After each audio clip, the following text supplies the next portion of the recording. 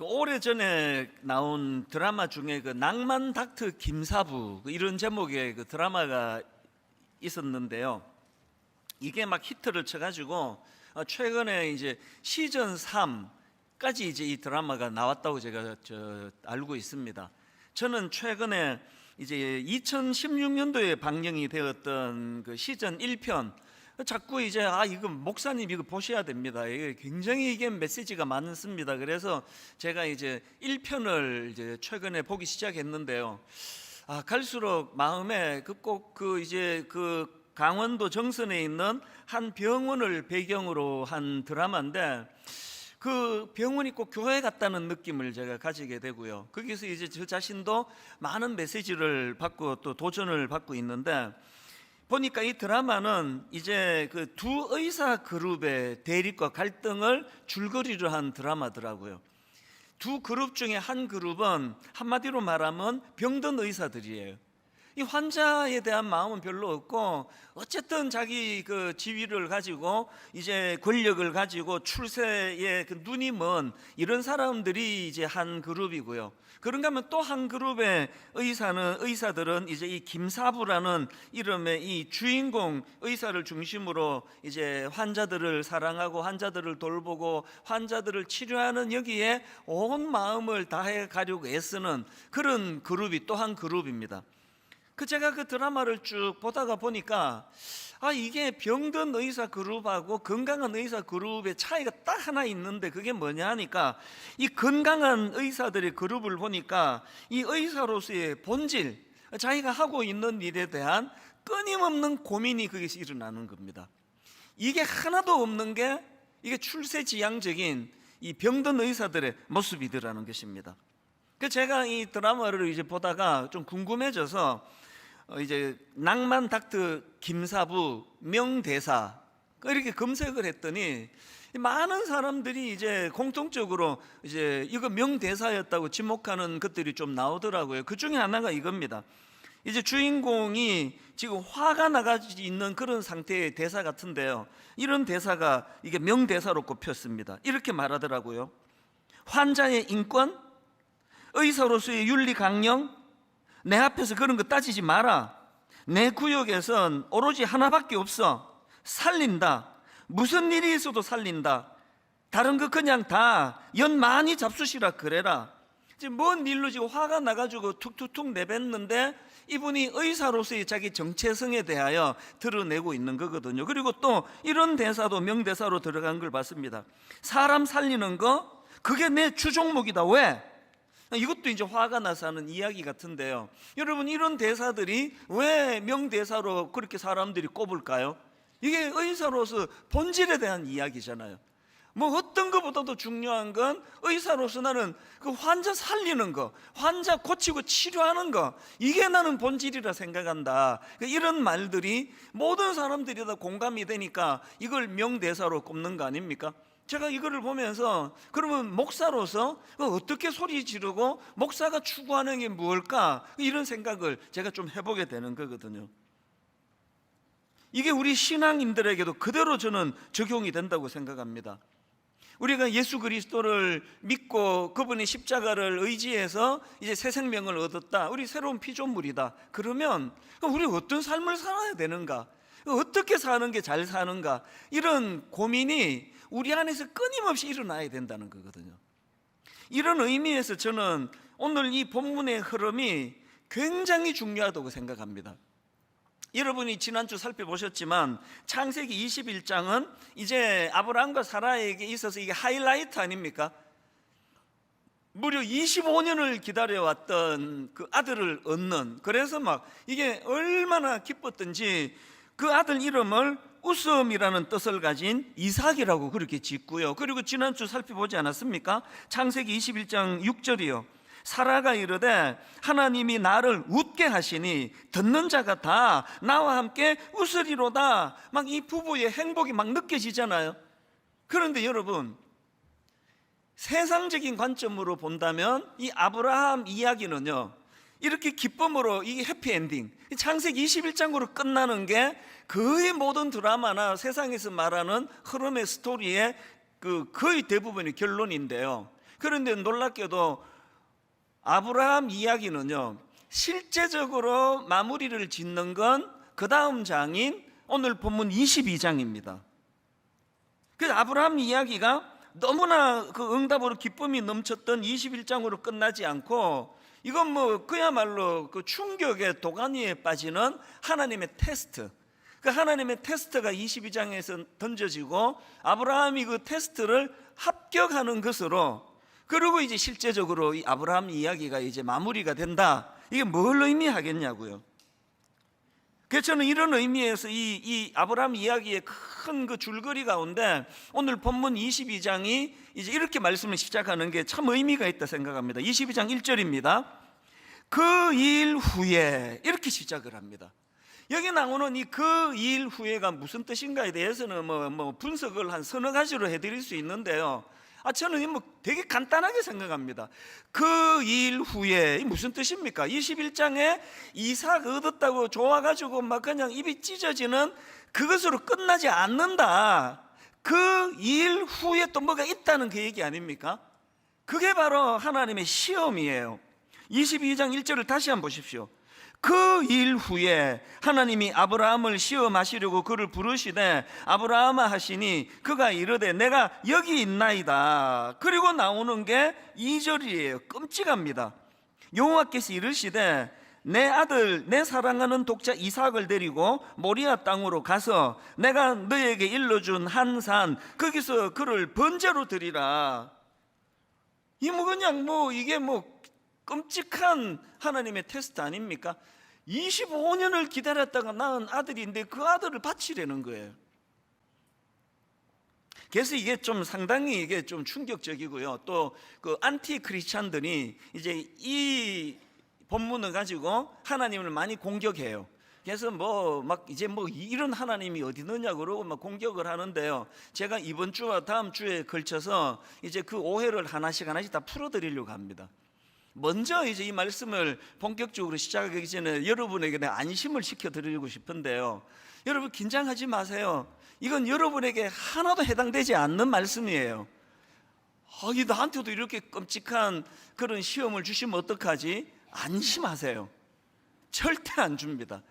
하나님은요, 그 사람의 상황과 수준과 믿음에 그래서 감당할 수 있는 만큼만 주세요.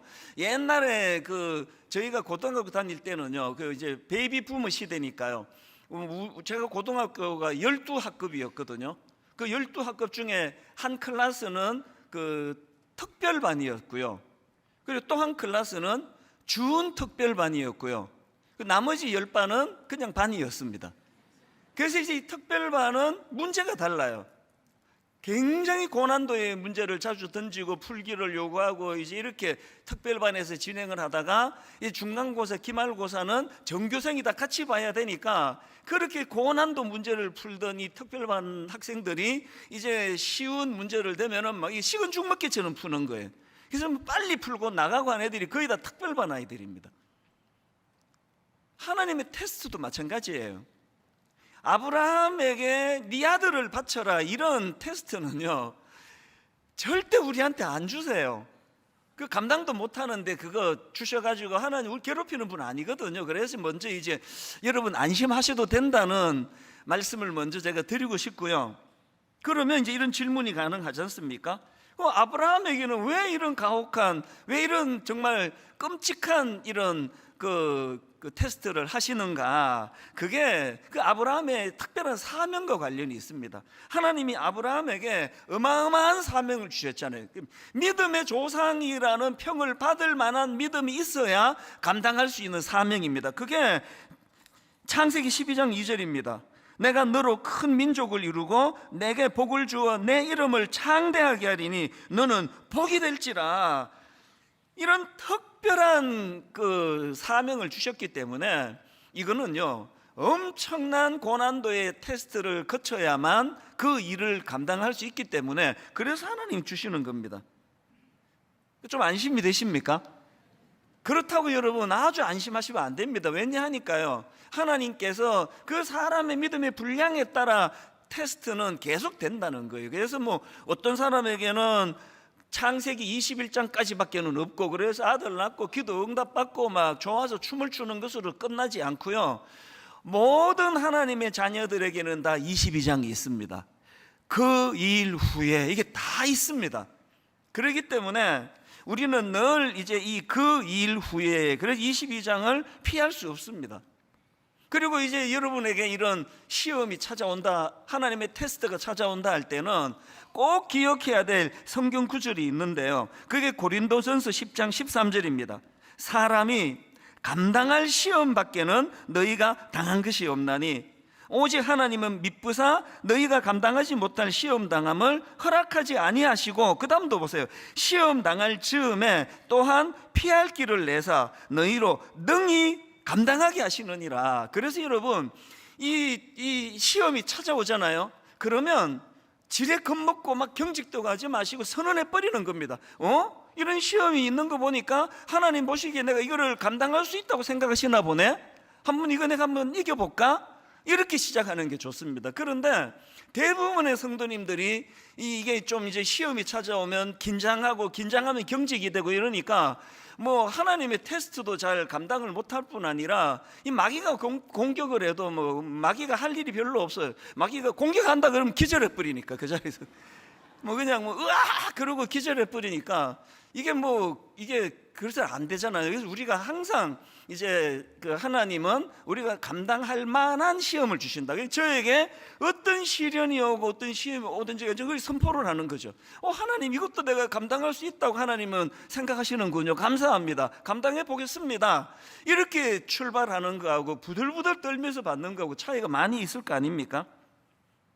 그래서 여러분 이것과 관련해서 꼭 기억해야 되는 게요, 이 시험이 두 종류라는 게 다 아시죠? 시험이 두 종류예요.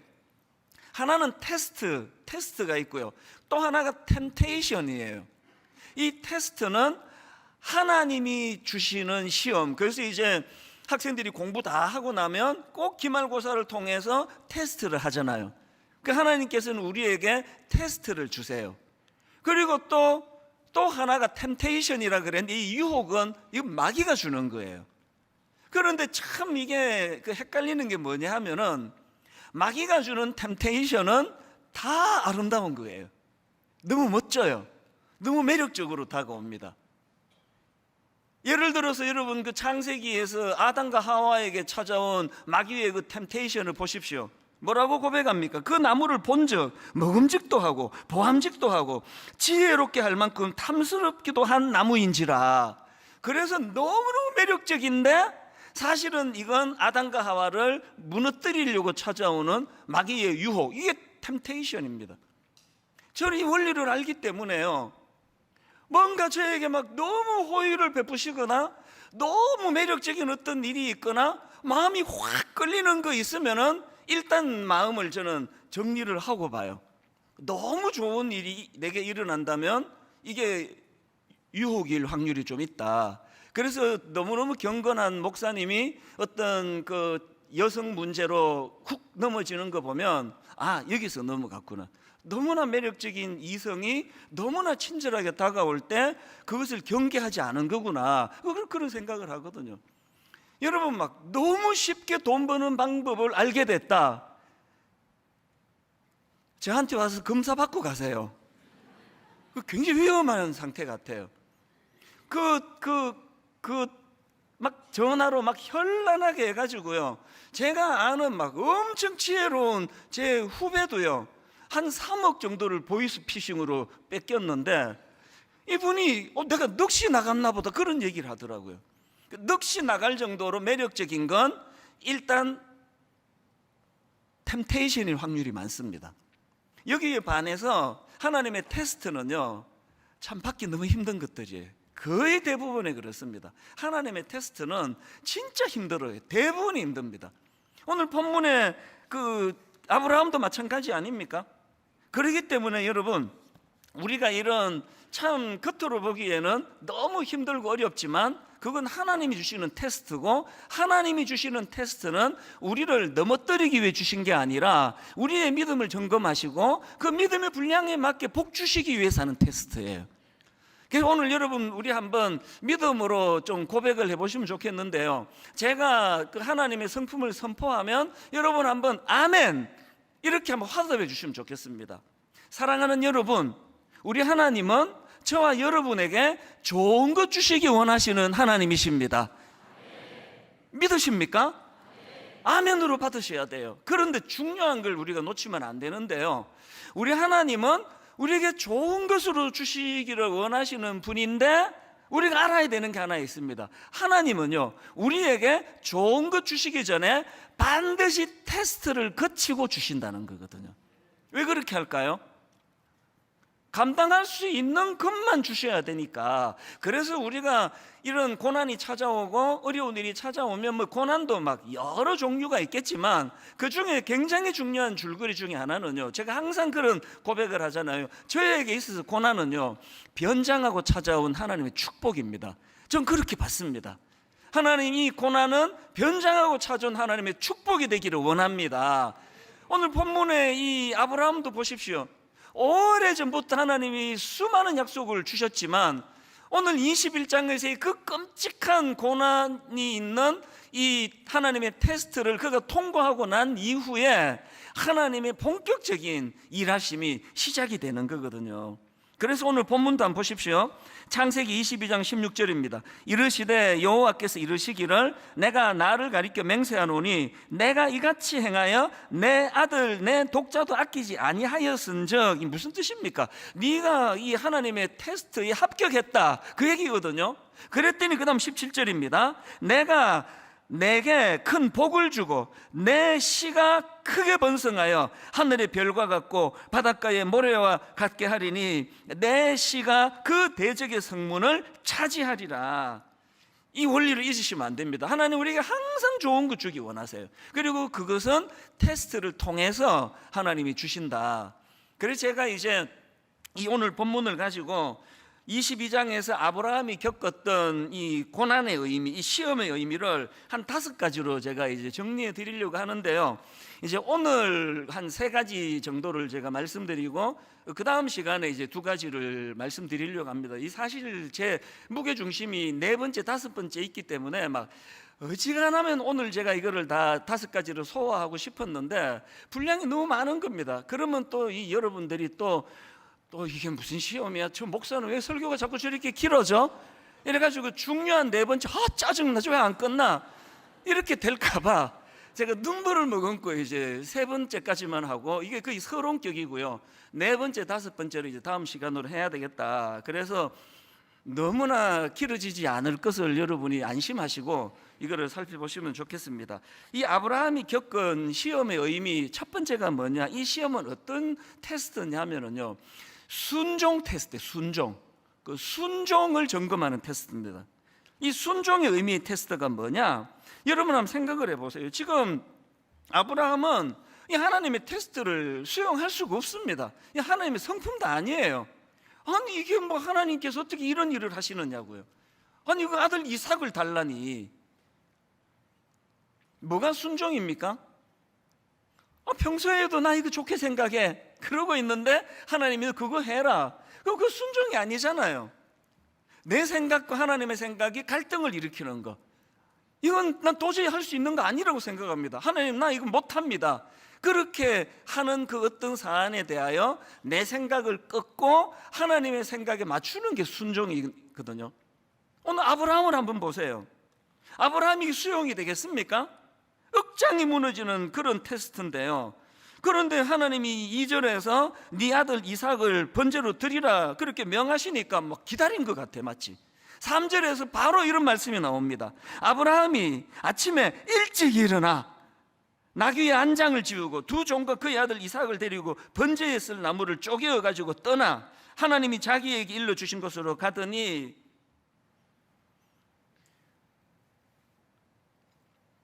제가 여러분한테 조언을 하나 드리고 싶다면요, 이게 제가 잘 쓰는 방법이에요. 이게 분명히 하나님의 그 뜻인 것 같은데 내가 동의가 잘 안 되는 어떤 부분이 있으면 저는 생각을 많이 안 해요. 그래서 선언해버려요. 이 쐐기 받기 작전. 미국에서 이민생활 막 그냥 막 여기저기 빚 내고 은행 융자 막 형님 집 잡히고 누나 세 분이서 고맙게도 막 그 개 1, 2, 3번 타가지고 저한테 참 주시고 막 그래가지고 그렇게 어렵게 시작을 한 비즈니스인데 이게 첫 달에 막 이제 막 적자가 나고 막 이러다가 셋째 달이 되던 그 즈음에 이제 은행 이자를 갚을 수 있을 정도의 수입이 되는 바로 그 즈음에 하나님이 한국으로 돌아가라는 거예요. 청소년을 섬겨라는 거예요, 마음에. 그래서 제가 이게 막 너무 혼란스러워서 그때부터 이제 창세기부터 요한계시록 성경을 일독하면서 이게 정말 하나님의 뜻인지를 내가 기도하면서 판단해야 되겠다 그러는데 성경을 읽는 가운데 하나님 확신을 주셨어요.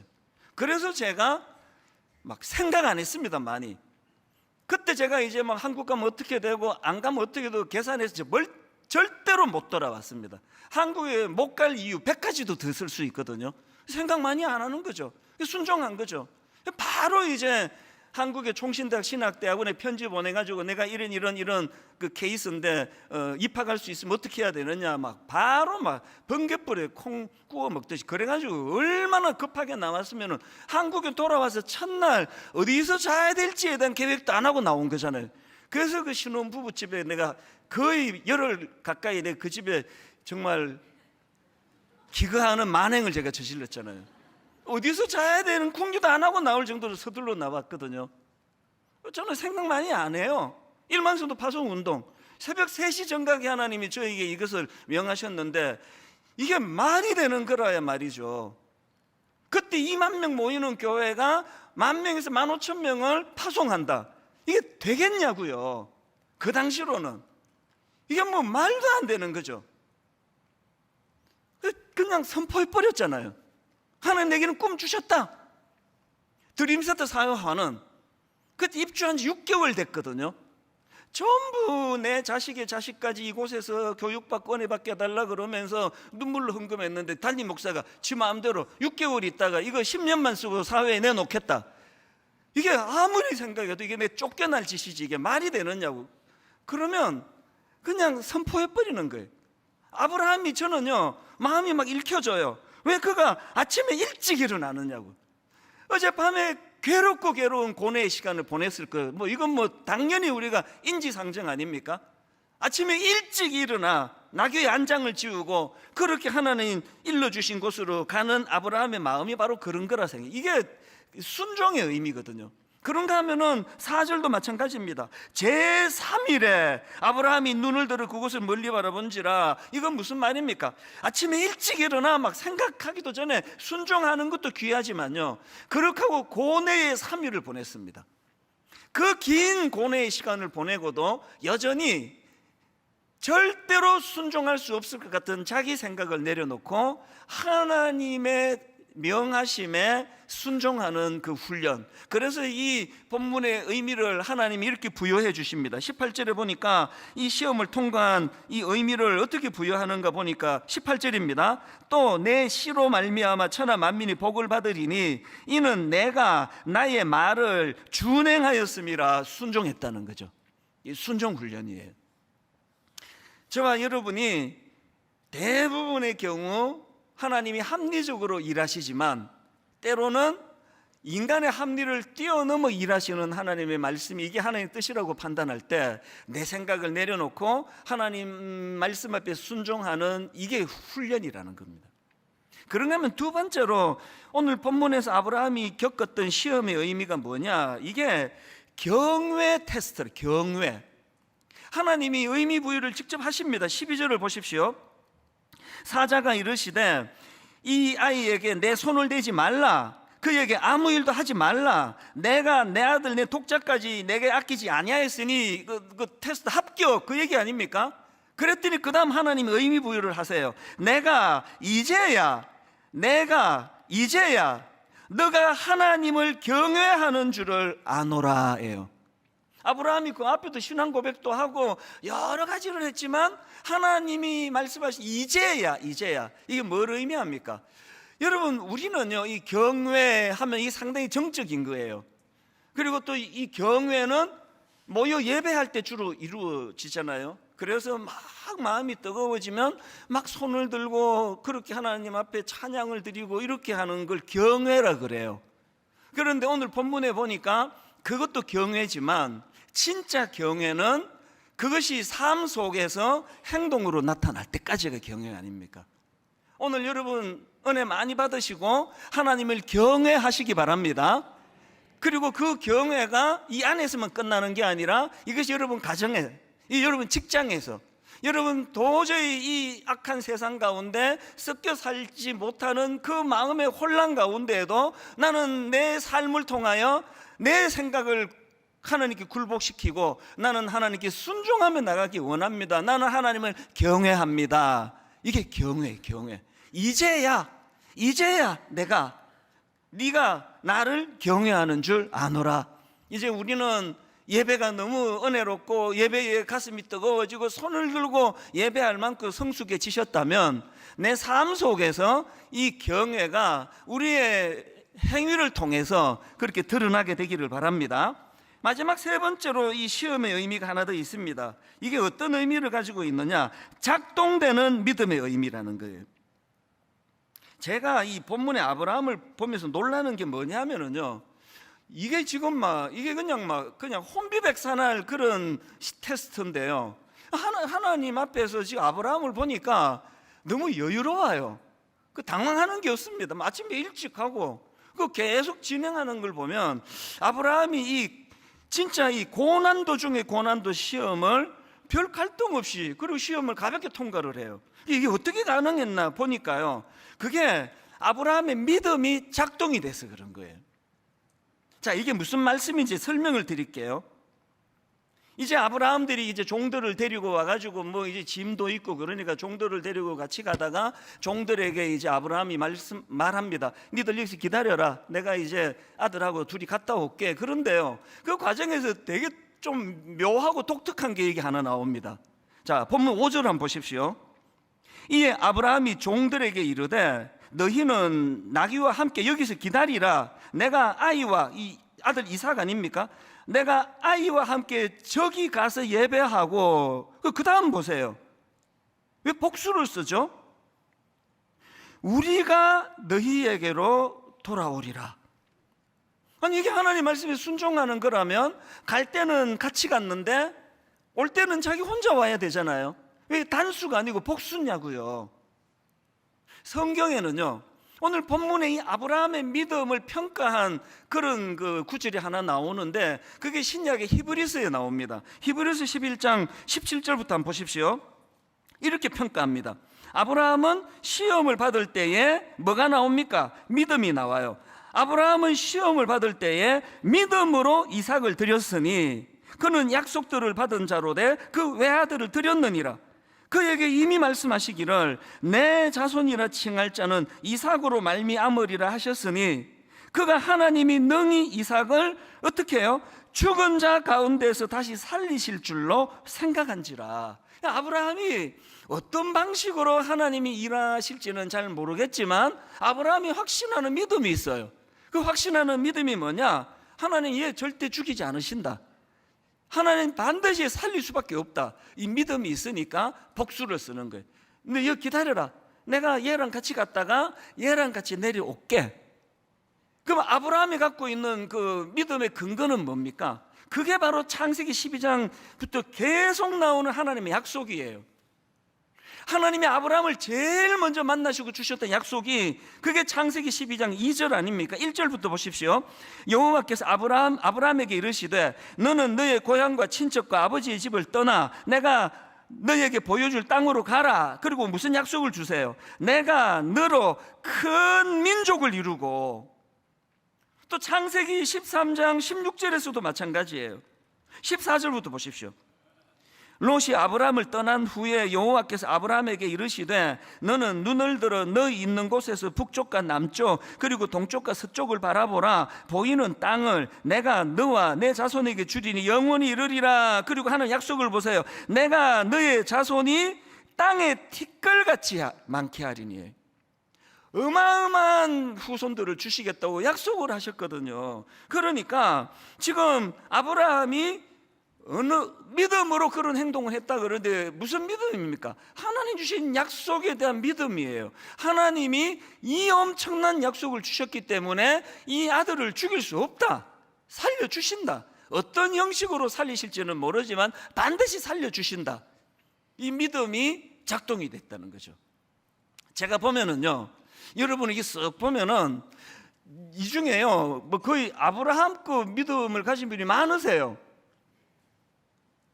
한번 일어나 보실래요? 진짜 찬양대도 많고요. 막 아브라함급의 믿음이 많아서 이 더운 날 막 이 코로나가 다 끝난 것도 아닌데 이렇게 다닥다닥 붙어 있는 이곳에 예배하러 오시는 게 이게 보통 믿음이 아니잖아요.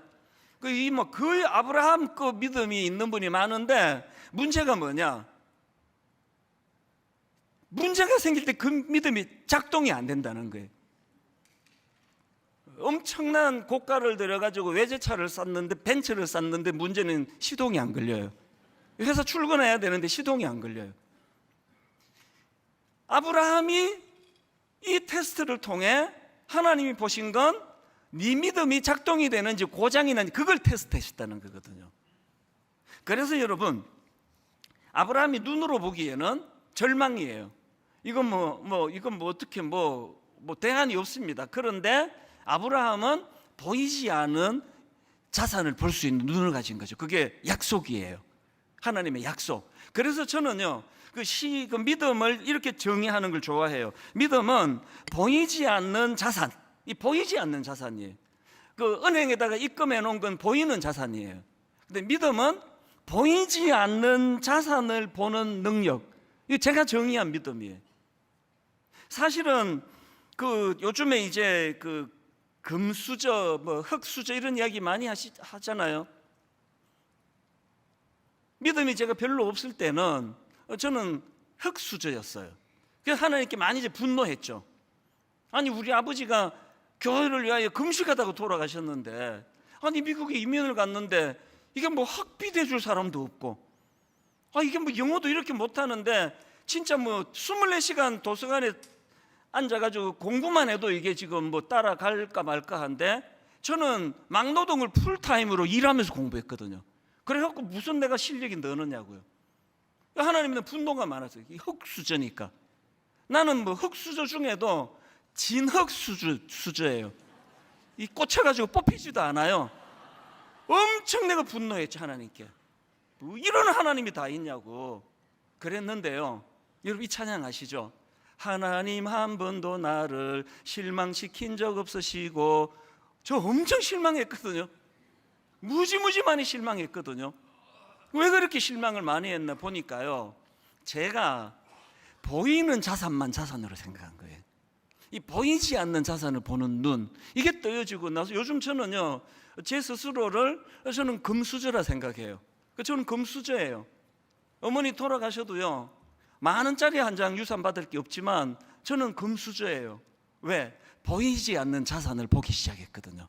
그래서 제가요, 분당 우리 교회 개척할 때 하나님께서 참 이 작은 믿음을 저에게 주셨기 때문에 제가 21년 동안 견지한 게 뭔지 아세요? 교회는 보이는 자산으로 판단하는 것이 아니다. 교회는 하나님이 주시는 보이지 않는 자산으로 유지되는 것이다. 그래서 제가 하나님께 약속을 드린 게 뭐냐면은, 하나님, 분당 우리 교회 보이는 자산을 만들려고 보이지 않는 자산은 엿밥 구워 먹는 짓 절대로 하지 않겠습니다. 왜 건축을 예배당을 안 지었겠습니까? 유혹도 많이 받았습니다. 사실은 예배당 짓기 직전까지도 갔어요. 그러나 끝까지 예배당을 안 지을 수 있었던 건 학교를 빌려서 쓰는 게 너무 불편하고 막 30분씩 줄을 서야 되고 이런 불편이 있지만, 그러나 그런 보이는 것으로 교회를 결정하는 게 아니다. 교회는요, 하나님이 인준해 주시는 것이고, 교회는 그 성도들이 자기가 출석하는 교회에 대한 긍지를 뺏기지 않도록 도와주는, 그게 저는 담임 목사가 할 일이라 생각합니다. 여러분이 자부심을 잃어버리게 만드는 짓은 절대로 하지 않을 것이다. 이거를 21년 동안 마음에서 저는 겉으로 보이는 자산을 만들고 싶은 충동이 자꾸 생기니까 건축도 하고 싶고 막 여러 가지 것들을 시도하고 싶을 때마다 이미 하나님 분당 우리 교회에 주신 보이지 않는 자산을 엿바꾸어 먹는 짓 하지 않기를 원합니다. 이런 어린애 같은 기도를 하는 거거든요. 여러분 가정은 어떠세요? 지금 보이지 않는 자산은 관심이 없고 그저 보이는 자산 유행해가지고 너 서울대 가야 돼, 서울대 가야 된다고 막 애들을 막 닥달해가지고 그 아이들에게 보이지 않는 자산이 하나도 없어요. 교회에 대한 긍지도 없습니다. 예수 믿는 엄마 아빠에 대한 존경심도 없습니다. 다 그거 엿바꿔 버리고 겨우 얻은 게 무슨 대학 졸업장 하나 아닙니까? 이게 어리석은 거라는 거죠. 여러분 아브라함에게서 배워야 되는 거 보이지 않는 자산이에요. 하나님의 약속을 믿는 믿음이 엄청나고 놀라운 힘이 될 수 있다는 거거든요. 분당 우리 교회 앞으로도 보이지 않는 자산을 깨트리는 짓을 저도 하면 안 되고 여러분도 하지 마시기를 바랍니다. 보이는 자산 그 아무것도 아니에요. 제가 은퇴할 때쯤 교회에 자산이 하나도 없어지는 게 제 꿈입니다. 모든 자산을 어떻게 다 처분하고 이걸 공개적으로 말하면 아무도 이대 목소리 안 올 것 같은데 하여튼 저는 그게 이상적이라 생각합니다. 이게 보이는 자산이 있어갖고 싸우는 것밖에 더 있냐고요. 우리 오남매 진짜 화목합니다. 유산 받을 게 하나도 없으니까 서로를 불쌍히 여기면서 위해주면서 뭐 밥은 먹고 사나 맨날 이러고 사는 거 아닙니까? 보이지 않는 자산. 저는 오늘 이 세 가지 의미를 말씀을 드렸습니다. 이 시험은 순종이 지금 이루어지고 있나? 이 테스트고요. 하나님을 경외하고 있나? 이 테스트고요. 세 번째가 그 믿음이 작동되고 있나? 아무리 믿음이 뭐 하늘을 찌르면 뭐합니까? 결정적인 순간에 이게 작동이 안 되는데. 그리고 이제 그 다음에 다룰 네 번째 제목만 말씀드릴게요. 이 테스트는 신앙 교육의 의미예요. 신앙 전수의 의미고요. 마지막 다섯 번째가 이게 사랑의 의미입니다. 이걸 이제 다음 시간에 제가 좀 풀어드리려고 하는데 결론은 이렇게 맺습니다. 시편 16편 8절이 결론입니다. 내가 여호와를 항상 내 앞에 모심이여. 보이지 않는 자산이에요. 영적인 하나님, 내가 여호와를 항상 내 앞에 모심이여. 그가 나의 오른쪽에 계심으로 내가 흔들리지 아니하리로다. 통장에 든 돈 액수가 내가 갖고 있는 부동산이 좋은 대학 들어간 그 아들이 내 인생을 흔들리지 않도록 만드는 그런 거 뭐 있을지 없을지 모르겠지만 제가 확실히 아는 거, 여호와 하나님이 내 인생에 좌정하고 계실 때 그 보이지 않는 자산이 내 평생에 흔들리지 않는 인생으로 만들어